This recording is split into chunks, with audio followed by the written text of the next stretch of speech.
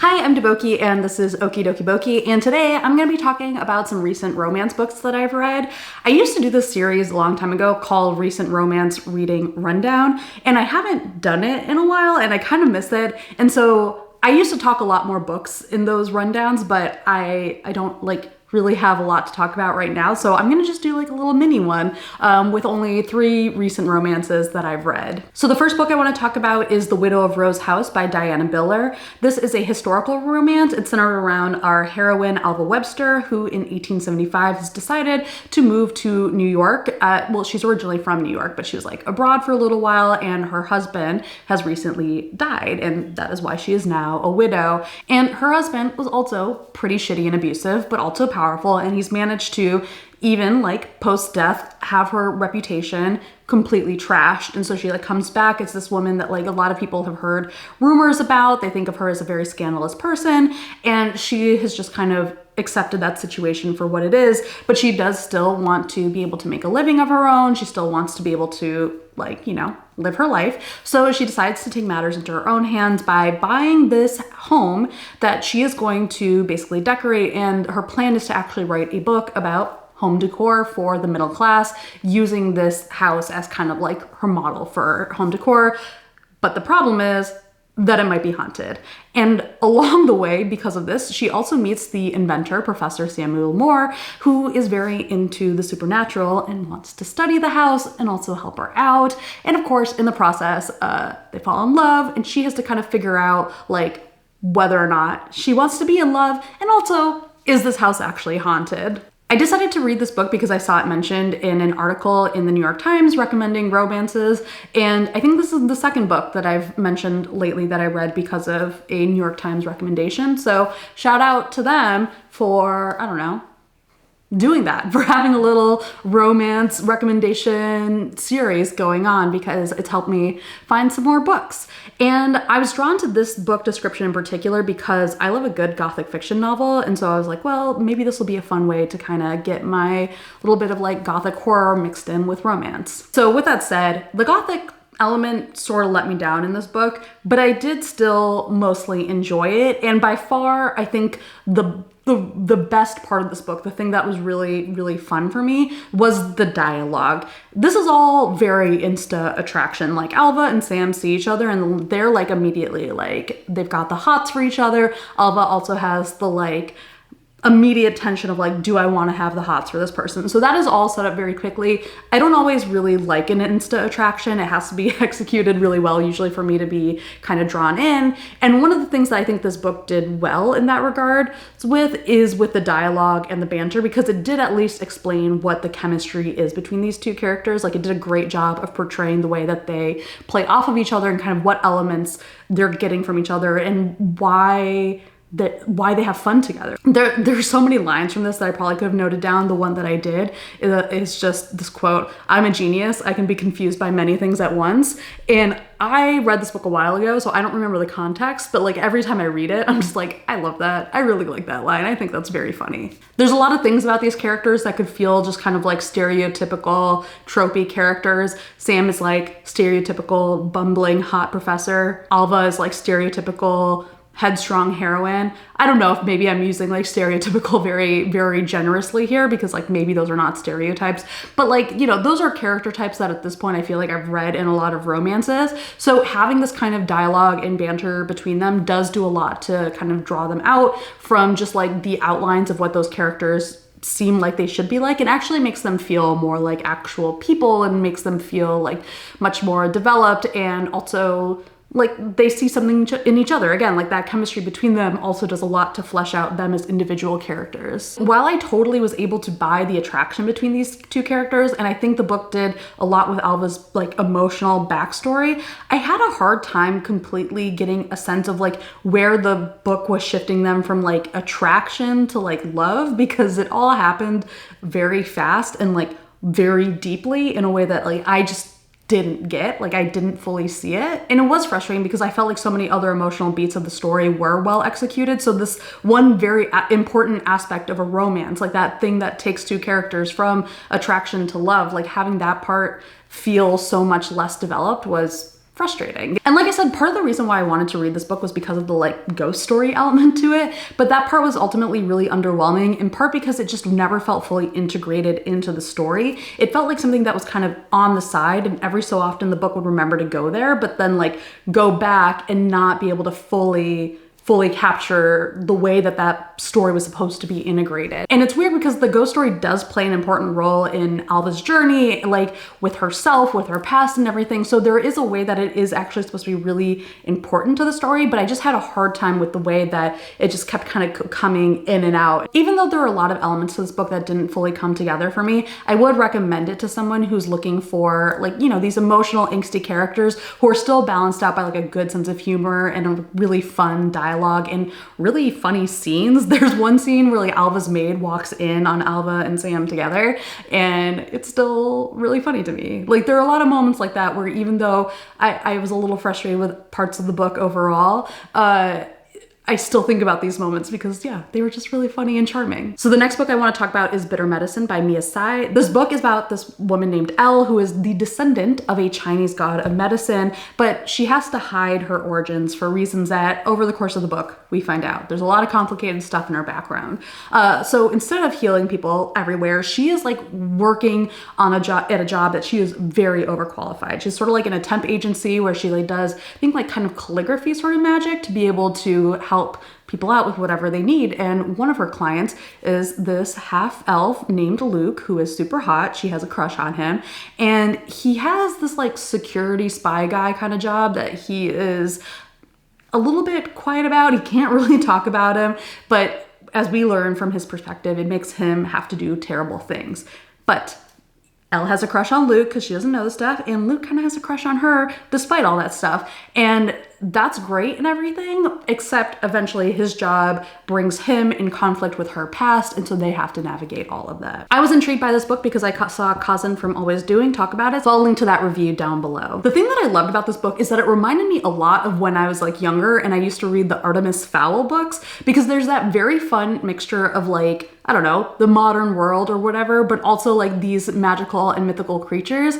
And it's done in a way where it never takes itself too seriously in how it integrates all of that stuff. Like it's kind of light and fun, and there are moments where like things are just kind of cute, but it also doesn't like handle that absurdity that lightly either. Like it is still all kind of thought through, and there is like a clear framework that has been put into place for how these things work together. And when it comes to the story itself, the word I would use to describe this book is sweet. Luke and Elle are both very sweet, and seeing them get together, very sweet, and watching their interactions and everything, very sweet. I just think that this is a really sweet book about characters who care about each other, and I think that's really sweet. And I think in the same way that The Widow of Rose House manages to balance out its fun banter with this like hefty emotional backstory for Alva, this book manages to balance out the sweetness of those characters with the sharp edges of their past. And so all of their silliness and like how they interact with each other, like for all of its sweetness, is also a function of something that's like deeper and like harder for them to have to grapple with, but that they have to deal with in this book. So I loved the characters and the world of this book. The thing that I had a harder time with was the plot, and the best way I know how to describe it is that there's sort of like a weightlessness to it. Like it never felt fully grounded in the events that happened. I just so happened while I was reading this book to come across a TikTok that actually felt relevant to what I was having a hard time with. It was a lecture from one of the South Park guys. I think he was like at NYU or something, and just talking about how to write a good screenplay. And one of the things that he said that he notices as a common weakness in screenplays are stories where the story beats are being connected by and then rather than a but or therefore. And so like basically the point was that if you have things connected by and then, the things don't really flow necessarily. It's more that things just happen and they don't feel fully connected to the events that have happened before. I don't know if I can say that that like TikTok fully captures what it is that I found frustrating about the plot and how it was written in this book, but I do think that that is part of it, because there's just something about the fact that despite all of the work that's put into setting up Elle and Luke's backgrounds, those details don't actually feel like they fully mesh with the story. It feels more like they pop in and out when needed. And so there's this disjointed sense of the characters and the plot. Like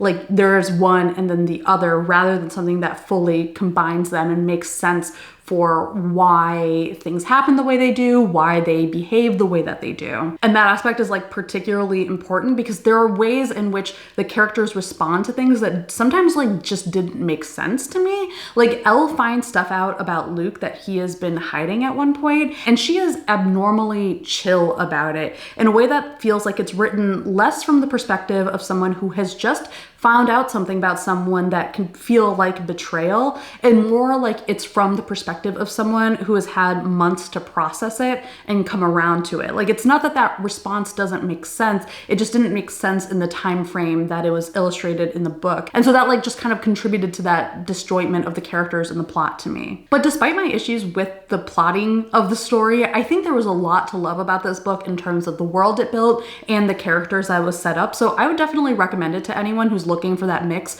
of fantasy, family drama, romance, adventure. Like this book has it all in those regards. And so I think it's a very, very fun read. And then the last book I want to talk about today is Liar City by Ali Theron. This is an alternate version of a reality, I guess. It's like a paranormal-ish romance where there are people called empaths who are empaths, basically. There are a lot of people who are also anti-empath because there are concerns about their abilities and what it means, but also there's plenty of ways to use them too. And that is how we meet Reese, our main character, who is an empath and who gets drawn into a police investigation despite an explicit warning from a stranger on the phone who tells him not to. As Reese gets drawn further into the case, he gets entangled with this guy named the Dead Man, which is not a name you get for like any good reason, but because this is a romantic suspense series, you know it's going to be complicated, this whole thing that's going to unfold between Reese and the Dead Man. I decided to read this book because I was surprisingly in the mood for like a romantic suspense novel. I don't really usually read that much in that area, like at least not recently, but the series had a lot of hype around it because of the author and other books that she's written, and I was curious about the setting, so I just kind of went for it, and I'm glad because ultimately I was really, really intrigued by this book. This is the first in a series, so do not read this book if you are hoping for a resolution to a lot of the plot lines it's set up. It is clearly a book that is its goal is to solve a mystery in this book, but also to build a lot of the narratives that are going to get explored over a series. And along those lines, the romance, deeply slow burn. Like we are barely in a place where you could say that we are even in a burn. Like there is nothing like deeply romantic yet going on. But I think the book did such a good job of setting up its world and the interactions between Reese and the Dead Man that I was like intrigued and kind of into the idea of a slow burn because it makes a lot of sense for these characters and the world that they live in for it to be something that is going to be slow and built up and explored over a long time, because there are just a lot of complications to both Reese and the Dead Man that we see get built up over the course of this one book. And so it would not be realistic for them to get together in like a real Bernie kind of way. That kind of sounds painful, but you know what I mean. Basically, like I think the slow burn of this book makes so much sense for the characters, and I think it's really well done. In general, I think that's in line with my feelings overall with this book, which is with one notable exception that I'll get to. I thought this book did a great job of building up its characters and this like complicated and twisted set of dynamics that are a part of this world and that are clearly going to be a part of the series going forward. Reese has a sister who he has this really close relationship with, but there are some complicated undertones to it that are clearly going to be more complicated going forward. There's also an anti-empathy blogger, which is like a very interesting plot point, but that also is clearly going to build into some kind of story, and I'm curious to see about where that goes. And yeah, like I said earlier, that dynamic between Reese and the Dead Man is really, really fascinating to see where its initial place is at in this book, and to see how it changes over the course of this book as Reese learns more about the Dead Man, whose name is actually Grayson. Maybe I should use that than just calling him the Dead Man all the time. But it's just hard to look away from that dynamic. There's a lot of good snark to it. It kind of is like the angstier version of Alva and Sam, because like Alva and Sam are like a woman with a dark past with a guy who's just like total ray of sunshine. Reese and the Dead Man are like both both dark past kind of characters, and there is a lot going on there that they both have to unpack. They are very snarky, they are very funny, but they are also very complicated. So it's a mess. It is a mess, and I love it. I love that mess. And also just the book moved really fast, so I felt like it just did a really good job at building the suspense from the beginning with this murder that happens early on, and that like we see Reese get explicitly warned to stay away from, but it's coming from a stranger, and so you're kind of like, are you supposed to listen to the stranger? Are you not supposed to listen to the stranger? And the book just went through everything super fast, like, you know, maybe comparing it to Bitter Medicine, this is a book where like the plot fully felt connected, like events felt fully connected to one another and to the characters themselves, where you're like, I see why each thing is happening right now, and I see the steps of how they're going from the beginning to the end of the story, and it is wild at times. Like, it is chaotic, but it all made sense to me. Except for one thing. There was one thing that did not make sense to me, and I'm still really frustrated by it because it's such an important part of the world building, but I have like a hard time fully grasping what empathy means in this book. And that is why I have not explicitly described what it is.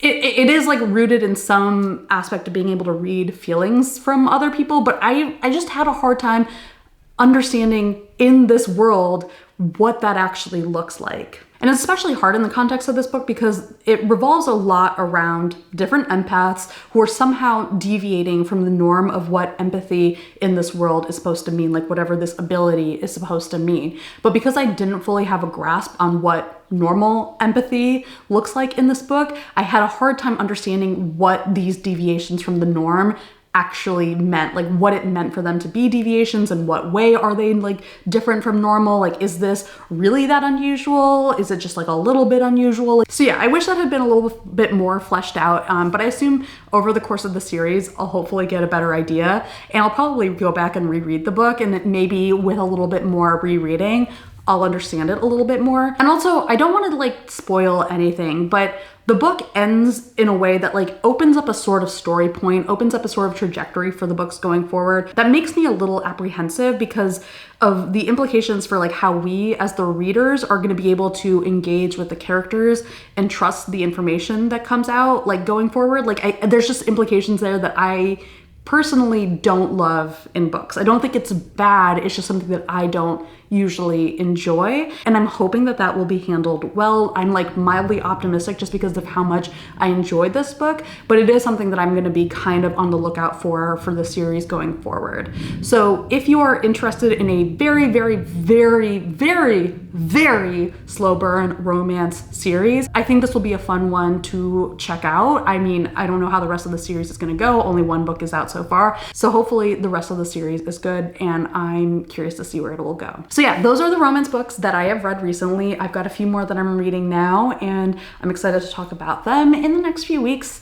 And yeah, if you guys have recommendations for any romance books that you particularly loved, let me know. I'm in particular really looking for some more sapphic romances. I'm reading a few right now. I'm reading the new Cornelia Stutz Waters book, and I loved her other book, and I've been enjoying this one. It's pretty good, but it's just like a little bit more of that kind of contemporary romance that I don't always like get super excited about. So if people have recommendations for romantic sapphic books, or also, romantic sapphic books, historical sapphic books, let me know. Also, I would really love like maybe something kind of Liar City-esque where there is a suspense plot, like something a little more tense, a little more angsty is something that I would really, really love, because I feel like some of the contemporary romances for me, like across all kind of like types of contemporary romances, they're great. I love them, but they're just like not really hitting what I want from romance right now. They're just like a little too chill. Maybe that's not the right word. A lot of them are not chill at all, but they're just like, I want something a little bit more dynamic going on than just like watching people in normal lives fall in love. I mean, sometimes I want that too. Sorry, I'm rambling right now. The point is that if you have suggestions for some kind of suspenseful plot that is also sapphic, please let me know. So thanks to you guys for watching, and bye.